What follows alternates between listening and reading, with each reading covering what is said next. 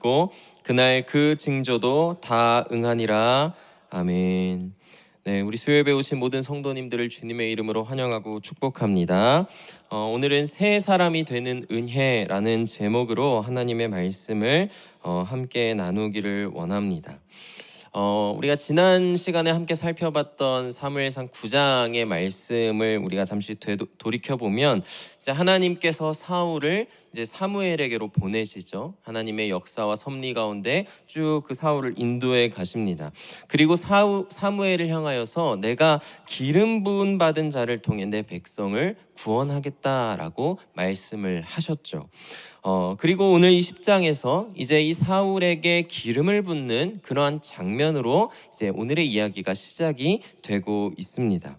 1절을 보니까 이에 사무엘이 기름병을 가져다가 사울의 머리에 붓고라고 이야기를 하고 있습니다.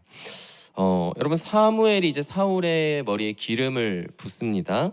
여러분, 기름을 붓는다는 것, 이러한 행위, 어떤 의식에는 어떠한 의미가 담겨 있을까요? 그냥 막연하게 어떤 기름을 그냥 붓는 것을 통하여서 우리가 구별된다, 거룩해진다라는 것을 알고 있지만 그 안에 조금 더 담겨져 있는 어떤 세밀한 어떤 목적과 의미들은 우리가 잘 생각해 보지 않을 때가 많습니다. 여러분, 고대 근동아시아의 역사들을 쭉 살펴보면요, 다른 나라에도 이런 기름을 붓는 의식들을 많이 행했습니다. 어떨 때 보통 행하냐면 첫 번째는 사제 간의 관계에서 기름을 부었어요. 그러니까 이제 가르치는 사람이 가르침을 받을 사람에게 기름을 부었습니다.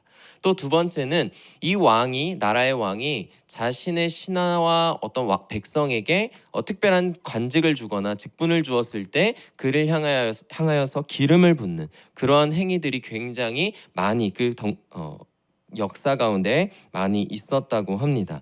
그렇다는 것은 결국 이 기름을 붓는다는 것은 낮은 자가 높은 자에 대하여서 어떠한 충성과 헌신과 순종을 나타내는 그러한 관계를 보여주는 그러한 의미를 가지고 있다, 우리가 생각을 해볼 수 있게 되는 것이죠. 그래서 그러한 의미를 가지고 있는 기름 부음을 오늘 지금 사무엘이 이 사울에게 행하고 있다, 우리가 이렇게 바라볼 수 있다라는 것입니다. 자, 그런데 사무엘이 이렇게 말을 해요. 1절 후반부를 보면 여호와께서 내게 기름을 부으사 그의 기업의 지도자로 삼지 아니하셨느냐, 이렇게 말을 합니다. 여러분, 처음에 기름을 직접 붓고 있는 건 누구죠? 사무엘이에요. 그런데 사무엘은 그것을 통하여서 얘기하는 것은 내가 기름을 붓는 것이 아니라 여호와 하나님께서 지금 너에게 기름을 부으신다라고 말을 하고 있습니다. 여러분, 그 말인즉슨 앞에 이 기름 부음에 대한 의미와 연결시켜서 생각해 보자면 지금 이 사울은 하나님으로부터 첫 번째로는 너는 영원히 하나님 앞에 가르침을 받아 살아가야 할 그러한 자다 라는 의미, 또 두 번째로는 너는 그냥 단순한 어떤 세상적인 왕의 개념으로 왕이 되는 것이 아니고 계속해서 하나님의 명령과 말씀을 따라서 통치하고 다스려 가야 할 왕으로서 하나님의 신하로 세워진 것임을 이러한 기름 부음을 통하여서 의미를 나타내고 있다라는 것입니다. 그러니까 이 사울은 본인이 왕이 되었다고 하더라도 본인이 왕이니까 내 마음대로, 나의 생각대로, 나의 계획대로 이 나라를 통치하고 다스릴 수가 있습니까? 없습니까? 없는 것이죠. 이것을 통하여서 이미 세상 나라의 어떤 왕권과 하나님 나라의 하나님이 세우신 왕권에 굉장히 큰 차이가 있다는 것을 우리가 확인을 할 수가 있습니다. 그래서 결국 이 사울이라는 이 한 사람은 자신의 힘과 자신의 어떤 능력과 어떤 자신을 위한 지위로 왕이 되어져 있는 것이 아니라 오직 하나님을 대신할 대리 통치자로서 세워지고 있는 것. 그래서 오직 하나님의 말씀과 그 가르침을 따라서 이 나라와 이 백성들을 통치하고 다스려야 한다는 것을 이 기름 부음을 통한 의식을 향하여서 이 사울에게 나타내고 계신다라는 사실입니다. 여러분, 그렇다면 이러한 이 의미와 사실을 지금 이 상황 속에서 누가 가장 많이 깨닫고 느껴야 할까요? 사울이 가장 많이 느끼고 깨달아야 하는 것이 당연하겠죠. 그래서 하나님은요, 그냥 사울에게 기름을 붓고 끝나게 하시는 것이 아니고 이 사울이 하나님으로부터 세워지고 뽑혀서 인도받고 나아가고 있다라는 것을 경험시키면서 나아가게 하세요. 특별히 오늘 본문 가운데서는 세 가지의 경험을 사울에게 하나님이 허락을 하십니다. 한번 첫 번째 경험을 우리가 먼저 좀 살펴보기를 원합니다. 우리 2절을 한번 함께 보겠습니다. 좀 길지만 함께 읽겠습니다. 시작. 내가 오늘 나를 떠나가다가 베냐민 경계 셀사에 있는 라헬의 묘실 곁에서 두 사람을 만나리니 암나기들을 찾은지라. 내 아버지가 암나기들의 염려는 놓았으나 너희로 말미암아 걱정하여 이르되 내 아들을 위하여 어찌하리오 하더라 할 것이요. 아멘. 자, 사무엘이 이제 사울에게 말하기를 네가 이제 라헬의 묘실 곁에 가게 될 텐데 그럼 그곳에서 이제 두 사람을 만나게 될 거다. 그런데 그 두 사람은 이미 너가 잃어버렸던 암나기들을 찾았을 것이고, 그런데 그 사람들이 이제 너에게 뭐라고 하냐면 이제 암나기는 찾았기 때문에 아버지가 그거에 대해서는 걱정하지 않겠지만 아들인 너에 대해서는 걱정하고 계실 것이다. 이렇게 돌아가자는 어떤 뉘앙스의 얘기를 할 거다라는 것을 예견을 해주는 거죠. 자, 그런데 그러한 신비한 일이 이제 나타날 거예요. 사무엘이 한 일이 그대로 이루어질 것이기 때문에. 그런데 이러한 신비한 일이 어떤 장소에서 일어나고 있는지를 굳이 언급을 해주면서 중요하게 사실 강조를 하고 있어요. 그러한 일이 어디에서 일어난다고 얘기하죠? 라헬의 묘실 곁에서. 굳이 이런 특정한 장소를 얘기한다는 것은 그러한 의미와 메시지가 있다라는 것이겠죠. 여러분, 라헬이라고 한다면 여러분 라헬은 어떤 여인이었습니까? 우리가 가장 첫 번째로 이야기할 수 있는 것은 야곱이 가장 사랑했던 아내였다, 여인이었다, 우리가 생각을 할 수 있고, 또 그렇게 이 둘 사이에서 라헬을 통하여서 태어난 두 자녀가 누구이죠? 요셉과 베냐민이죠. 여러분, 그런데 오늘 이 사울은 어디 지파의 사람이었습니까? 베냐민 지파의 사람이었어요. 그렇기 때문에 지금 이 라헬이라고 하는 그 라헬, 그 자신의 선조의 어머니 뻘 되는 이 라헬의 묘실 곁에서 이러한 신비한 일을 경험하고 있다라는 건데, 여러분, 특별히 또 요셉과 베냐민 중에서도 이 베냐민은 라헬과의 관계에 있어서도 또 어떤 또 큰 의미를 가지고 있어요. 왜 그러냐면 이 베냐민이 태어날 때 이 베냐민의 이 출생을 통하여서 결국 누가 죽게 되죠? 어머니인 이 라헬이 죽게 되죠. 그렇기 때문에 이 베냐민이라고 하는 이 아들은 라헬의 어떠한 죽음과 희생을 담보로 해서 살아나게 된 아들이라는 것, 그리고 그러한 결국 이 베냐민 지파라고 하는 그 모든 이후의 후손들이 이러한 라헬의 죽음과 그 사랑을 통하여서 이어지게 되었다라고 하는 엄청난 의미가 사실은 담겨져 있다라는 거예요. 그 가운데는 하나님의 은혜와 하나님의 특별한 사랑이 놓여져 있는 것을 또 바라볼 수가 있는 것이겠죠. 그렇다면 지금 사울이 왕으로서 세워져 가는 상황 속에, 또 특별히 하나님의 인도하심을 따라 나아가는 상황 속에서 이 라헬의 묘실 곁에 이런 신비한 일을 경험하였다. 이것은 사울이라고 하는 이 한 사람의 존재가 얼마나 가치 있고 이 지파에 대한 어떠한 그 사랑의 시작이 얼마나 감사와 기쁨 가운데 놓여져야 하는 것인지를 나타내주고 있다라는 것입니다. 여러분, 그러면서 동시에 여러분, 이 베냐민 지파는요, 이러한 또 아름답고 사랑이 가득한 이야기로 시작하였지만 그 끝은 그렇지 못한 역사를 또한 가지고 있어요. 이 베냐민 역사의 끝은요, 베냐민 지파의 역사의 끝은 쇠퇴와 어떤 죄악의 큰 상징을 또 가지고 있기도 합니다. 여러분, 사사기의 이야기를 쭉 흘러가다 마지막 장면을 보면 레위인의 첩과 베냐민 사람들의 사건이 그려져서 나타나게 돼요. 이 베냐민 사람들이 기브아에서 이 사람들이 이 레위인의 첩을 능욕하고 죽게 만드는 사건이, 엄청난 끔찍한 사건이 벌어지게 됩니다. 그것을 통하여서 이스라엘 가운데 엄청난 내전이 일어나게 되죠. 여러분, 그 내전을 통해서 이 베냐민 지파의 수많은 사람들이 죽임을 당하게 되고, 성경에 보면 약 600명 정도만이 간신히 살아남았다고 이야기를 해주고 있습니다. 여러분 이러한 베냐민 지파의 모습을 보면 참 인간의 어떤 악한 면모들, 그 본성들이 너무나 잘 드러나는 것 같아요. 처음에는 존귀하고 귀하고 참 좋은 모습으로 시작하였지만 그 끝은 그 죄악된 모습 가운데 점점 쇠퇴해가고 약해져가는 그런 모습들이 이 베냐민 지파를 통하여서 특별히 더 나타나게 된다는 것이죠. 여러분 그런 지파에서 오늘 누가 왕으로 초대 왕으로 뽑힌 거예요?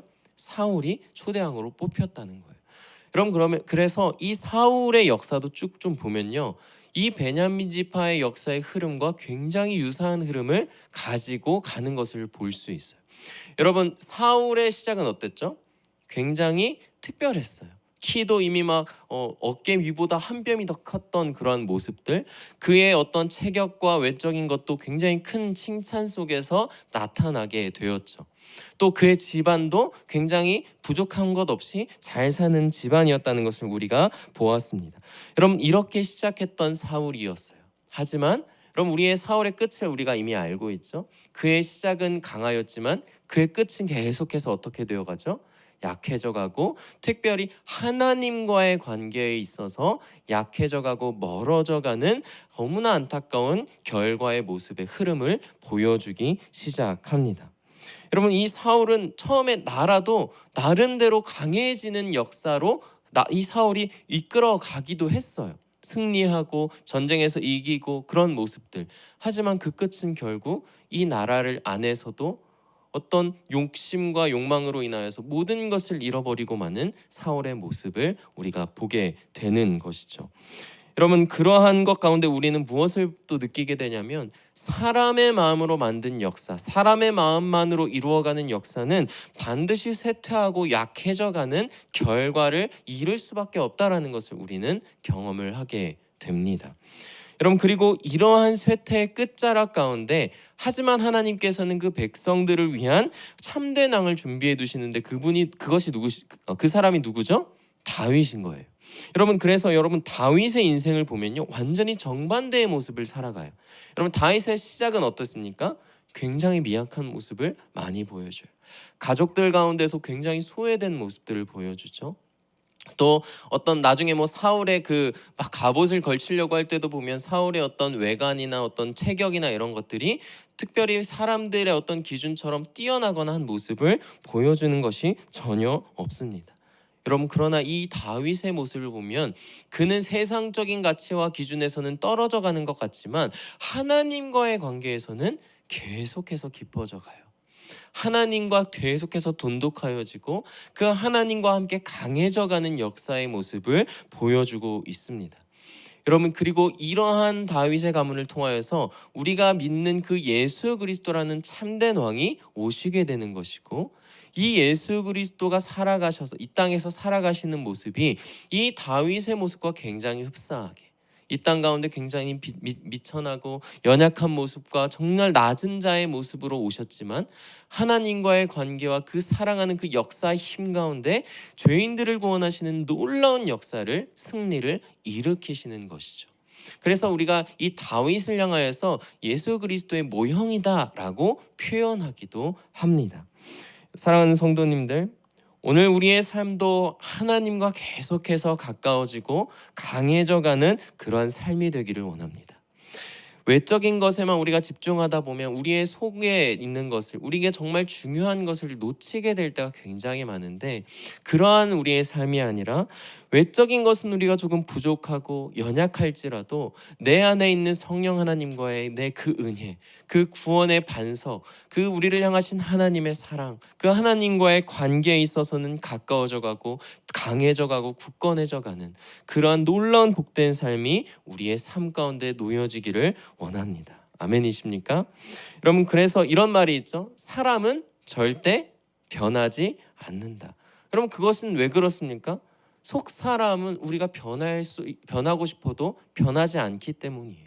우리가 아무리 겉에 옷을 많이 바꾸고 내가 어떤 남편이 되면 내가 이전 자상한 남편이 돼야지 라고 막 무장을 해도 내 속사람이 그렇지 않다면 그런 모습으로 조금은 바뀔 수 있지만 다시 돌아오기 마련인 것이죠.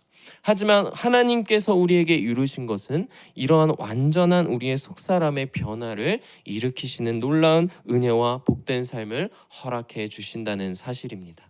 그 은혜가 오늘 이 자리에 있는 우리 남양주광역교회 모든 성도님들의 삶 가운데도 동일하게 놓여져 있는 줄을 믿습니다. 아멘. 자, 우리 이어서 한번 두 번째 이 경험, 주시는 경험을 한번 살펴보겠습니다. 자, 3절과 4절을 보겠습니다. 내가 거기서 더 나아가서 다볼 상수리 나무에 이르면 거기서 하나님을 배우려고 베델로 올라가는 세 사람을 만나리니 한 사람은 염소 새끼 셋을 이끌었고 한 사람은 떡 세 덩이를 가졌고 한 사람은 포도주 한 가죽 부대를 가진 자라. 그들이 내게 문안하고 떡 두 덩이를 주겠고 너는 그 손에서 받으리라. 아멘. 여러분, 오늘 이 말씀을 보면 먼저 이 사울이 누구를 만나게 될 것이라고 얘기하죠? 베델로 올라가는 세 사람을 만나게 될 것이다 라고 이야기를 합니다. 여러분, 먼저 이 베델이라고 하는 이 장소의 의미를 우리가 좀 생각하자면 이 베델은 야곱이 최초로 하나님을 만나고 경험했던 그러한 장소이죠. 그래서 이 베델, 하나님의 집이라는 의미를 가진 장소가 되게 됩니다. 그러한 베델로 올라가고 있는 세 사람을 사울이 만나게 된다는 거예요. 여러분, 특별히 이 세 사람이 베델로 올라갈 때 무엇을 가지고 올라갔는지 세 가지의 품목을 얘기해줘요. 이 세 가지의 품목은 우리가 보통 희생 제물에 대한 어떤 제물적인 부분으로 보여집니다. 그런 것을 우리가 통해서 좀 살펴보자면 지금 이 베델로 올라가는 사람들은 그냥 올라가는 게 아니고 하나님을 예배하기 위한 예배자들로서 올라가고 있는 것이다, 우리가 생각을 할 수가 있겠죠. 또 그러한 예배자들이 사울을 만나게 될 때 사울에게 무엇을 준다고 얘기하죠? 떡 두 덩이를 준다고 이야기를 합니다. 여러분, 예배자들이 가지고 있는 떡 두 덩이라고 한다면 정확하진 않아요. 여러 학자들이 또 해석해 놓은 것을 좀 제가 좀 빌려서 얘기하자면 이 떡 두 덩이는 아마 예배자들이 예배하러 올라갈 때 챙긴 것이기 때문에 진설병이 아닐까라고 하는 추측들을 많이 합니다. 그렇다면 여러분, 이 진설병이라고 하는 것은 아무나 먹을 수 있는 것이 아니었어요. 이 당시까지만 해도 하나님께서 기름 부어 선택하신 제사장들만 먹을 수 있는, 기름 부은 자들만 먹을 수 있는 그러한 떡이었기 때문에 여러분, 그러한 진설병을 사울에게 주셨다? 이것은 하나님이 사울을 기름 부어 세워 왕으로서 선택하여 이끌어 가시겠다는 증거로 나타내시는 것이다, 우리가 생각을 해볼 수 있습니다. 여러분, 그래서인지요, 나중에 다윗이 이 사울에게 쫓길 때 아히멜렉 제사장을 만나게 되는데 이 아히멜렉이 다윗에게 무엇을 주냐면 진설병을 줘요. 그 진설병을 먹습니다. 근데 이 소식을 나중에 사울이 듣게 돼요. 그래서 이 제사장에게 추궁을 합니다. 너가 어찌하여 이 다윗에게 떡과 그 칼을 주느냐? 그 이제 골리앗의 칼을 이제 같이 가지고 가죠. 그때 이 떡이라고 하는 개념이 이 사울에게 있어서 왕으로 세웠던 그러한 의미를 가지고 있었기 때문에 이 사울에게 이 다윗이 떡을 먹었다 하는 것이 굉장히 큰 위협으로 작용했을 가능성이 굉장히 큽니다. 그러니까 그 이후에 더 다윗을 죽이려고 하는 엄청난 더 악한 모습을 보여주죠. 심지어 그 제사장들까지 다 죽이게 하는 엄청난 범죄를 저지르게까지 되는 그러한 모습의 동기가 있을 수 있겠다라고 하는, 이건 추측성, 제가 묵상하면서 또 들으면서 한 그런 드리는 말씀일 뿐입니다. 그럼 그런 가운데 오늘 세 번째 경험을 이 사울이 하게 될 것이다 얘기를 합니다. 자, 우리 5절과 6절을 한번 함께 읽어보겠습니다. 시작. 그 후에 내가 하나님의 산에 이르리니 내가 그리로 가서 그 성읍으로 들어갈 때 선지자의 무리가 산당에서부터 비파와 소고와 저와 수금을 앞세우고 예언하며 내려오는 것을 만날 것이요. 여호와의 영이 크게 임하리니 너도 그들과 함께 예언을 하고 변하여 새 사람이 되리라. 아멘. 세 번째로 사울은 선지자의 한 무리를 만나게 된다고 해요. 오늘 9장에서 이미 언급한 것처럼 당시에는 선지자라는 개념이 없었다고 언급을 이미 9장에서 한번 했습니다. 그래서 선견자라고 불리는 당시에 어떤 그러한 인식이 있었어요.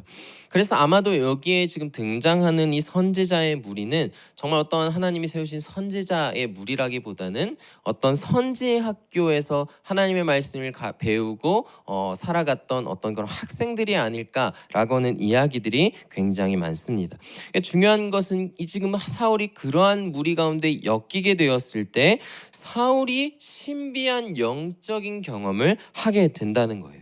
그러면서 오늘 이 마지막 6절에서 표현하기로 이 사울이 새 사람이 되리라라고 표현을 해주고 있습니다. 여러분 중요한 거 오늘 제일 중요한 포인트입니다. 여러분 사울이 새 사람이 되어야 한다라고 말씀을 하세요.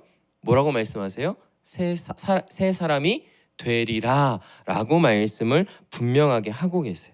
여러분 그렇다는 것은 즉 기름 부음을 받은 후에는 그 존재가 새 사람으로 바뀔 수밖에 없다라고 하는 불가항력적인 어떠한 역사를 나타내주고 있다는 것입니다.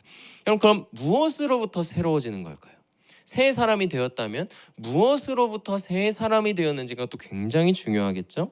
그것은 바로 기름 부음을 받은 그 의미 가운데 또 담겨져 있는 의미인데 이것은 우리가 세속의 영역, 우리가 살아가던 기존의 이 세속과 세상의 영역 가운데 이제 거룩함의 영역으로 그리고 이제는 과거에서 살아갔던 삶을 다 끊어내고 하나님께서 새롭게 부으시는 지위와 상태로 그 삶의 자리가 완전히 새롭게 변하였음을 나타내고 있는 것입니다.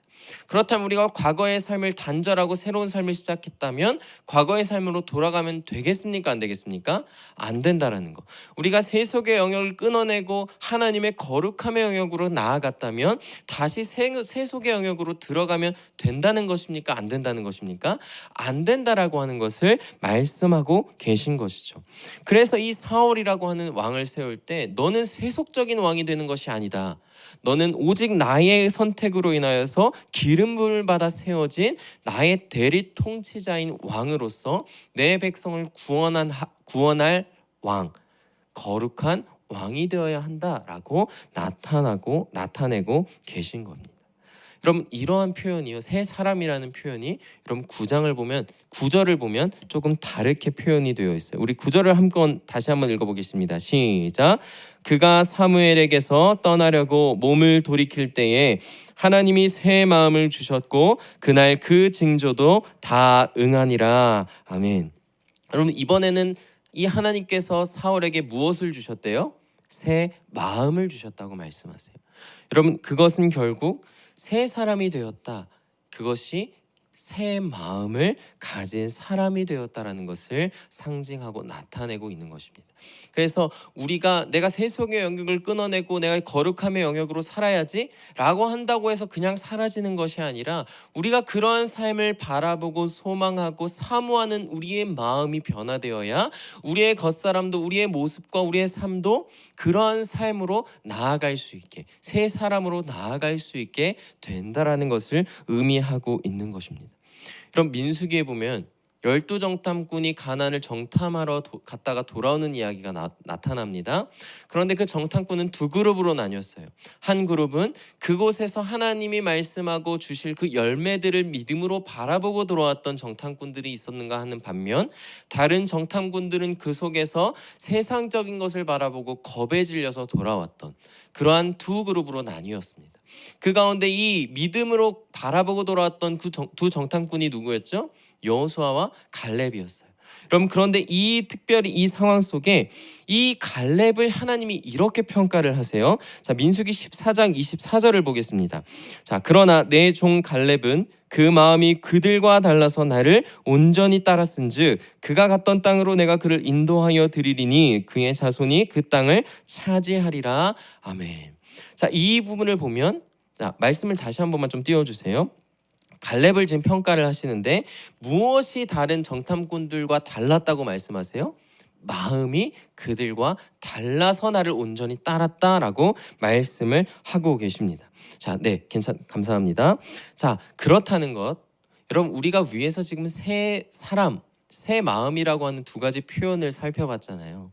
여러분 여기서 이 새, 새로운을 뜻한 이 새라고 하는 이 표현을 히브리어 원어로 조금 더 살펴보면 그 안에 다른이라고 하는 뜻이 숨어져 있어요. 뭐 숨어져 있는 것도 아니고 그 뜻을 가지고 있어요. 그래서 새 사람, 새 마음이라는 뜻은 다른 말로 표현하자면 다른 사람, 다른 마음으로 표현이 될 수가 있는 것입니다.